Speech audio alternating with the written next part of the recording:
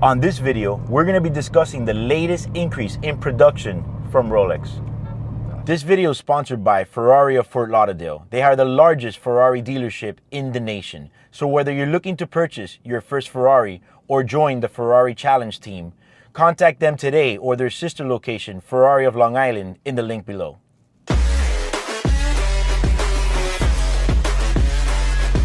All right, so here's the deal. I kind of feel that whole little wave of what was going on with the scarcity of models at the ADs is about to end. Models like the James Cameron, the Deep Sea 43, the Batman Jubilee. I feel like there's an influx of merchandise, and there's a lot more than there was, let's say, 8 months ago. All of these sales reps at these ADs are calling their guys and they're saying, hey, guess what I got? I got the James Cameron. I got the Batman Jubilee. I got the Sea Dweller Red. So everybody thinks it's like, oh my God, they actually got one. I gotta go get it. No, you don't. They're out there. I'm not really even buying any right now. You know, unworn stuff like that. I'm doing more of the pre-owns right now. I just feel like that's where you get more value on certain pieces, of course. If you're gonna get a watch at retail that's gonna be under the pre-owned price, then obviously that's more value. But you know, right now I'm holding off on those pieces because I'm a little concerned that there's gonna be a lot more watches in the beginning of next year. Now, don't get me wrong. I'm not saying that they're gonna overproduce. See, Rolex don't do that. But definitely there has been an increase in production. The watches are showing up, and you're gonna see how it's gonna happen right as we get through the holidays and into the new year.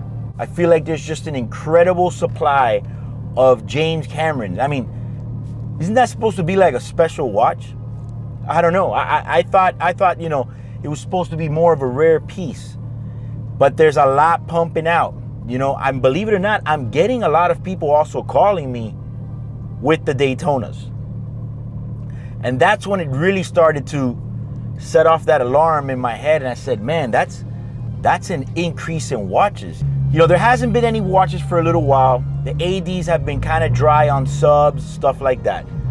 Don't be surprised, which is probably what the move is. You know, unlike other brands, Rolex, even though they have an in-house movement, unlike some other brands, they will redo their in-house movement multiple times and make it better and improve, so on and so forth. So what clearly and obviously is going to happen is they're probably going to come out with a new sub, with a new reference number, new movement, whatnot. I mean, I don't know how much more you can improve the Submariner.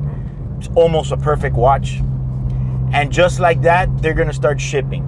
I mean, don't get me wrong. I don't think there's going to be like an overly influx of watches, but the production is going to increase. There's just starting to show up watches everywhere right now. Brand new. I'm telling you, there's a lot of watches right now, so Rolex has definitely turned up the production. The weirdest part to me is how many of those watches are shipping right now. Those three models. Deep Sea 43, James Cameron, and the Batman Jubilee. It's crazy what happened with the Batman Jubilee. I mean, right out the gate, it had all this hype, and I don't know, I find it a bit slow right now. I feel like the Batman Jubilee has definitely slowed down. You know, I had phone calls when they first came out, and people were telling me that if I could get the first one in Miami, they would pay $25,000. That's pretty remarkable, $25,000 for that. I mean, I wouldn't pay that, but people were calling me and asking me for that. Right now, people are offering them to me, and I'm not really buying them. Not because it's not a good watch, not because I don't want to sell them. It's just because I'm not sure what's going to happen in the market. So I'm waiting to see. But it's safe to say that right now, Rolex has increased production for sure. So again, I mean, I don't think there's going to be like a crazy mass production, but definitely coming into the new year, I believe there's going to be a lot more subs and stuff like that are going to start to pop up. You know, right now, I think depending on the watch that you're buying pre-owned, you're going to get a better value. Obviously, for those watches that are over retail is a better value, but let's see what happens. It's just they're definitely pumping the watches out. I'm wondering if the whole drought was Not so much as far as raising up the prices, but because I don't think Rolex really benefits out of what's going on with those pieces and the over retail that much.